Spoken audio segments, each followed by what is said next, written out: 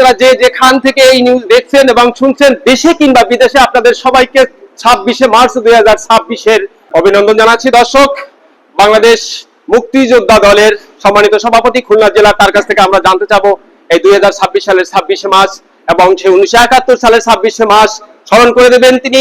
এর ভিতরে ব্যবধান সরাসরি চলে যাচ্ছে আমরা বাংলাদেশ জাতীয়তাবাদী দল খুলনা জেলার মুক্তিযোদ্ধা কামরুল ইসলাম। 1971 সালের 26শে মার্চ আর বর্তমান 26শে মার্চ, এর ভিতরে আমরা যে তাৎপর্য খুঁজে পেয়েছি, যে আমরা আজকে তৃণমূল পর্যায়ে মানুষকে বুঝাতে সক্ষম হয়েছি যে আমরা যে স্বাধীনতা যুদ্ধ করেছিলাম, সেই স্বাধীনতা যুদ্ধটা করেছিলাম সাধারণ মানুষের সপক্ষে, এবং এই স্বাধীনতা যুদ্ধে বাঙালি জাতি আজকে তাদের একটা সার্বভৌমত্ব, একটা দেশ খুঁজে পেয়েছে।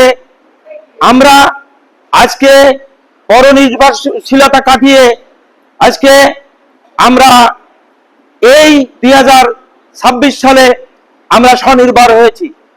আমরা যে ওয়াদা করে মুক্তিযুদ্ধে নেমেছিলাম, সেই মুক্তিযুদ্ধা আজকে আমরা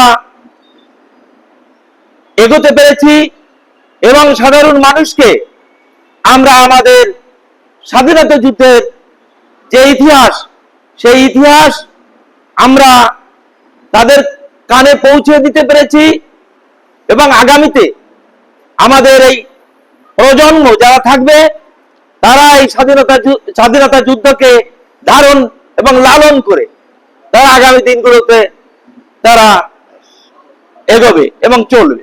সেদিন জিয়াউর রহমান সাহেব যদি এই স্বাধীনতা ডাক না দিতেন, তাহলে এদেশের সেনাবাহিনী তৎকালীন নেমে এসেছিল এই সমর যুদ্ধে, এবং আমরাও সাথে সাথে উনার ডাকে সাড়া দিয়ে আমরা সেদিন স্বাধীনতা যুদ্ধে ঝাঁপিয়ে পড়েছিলাম।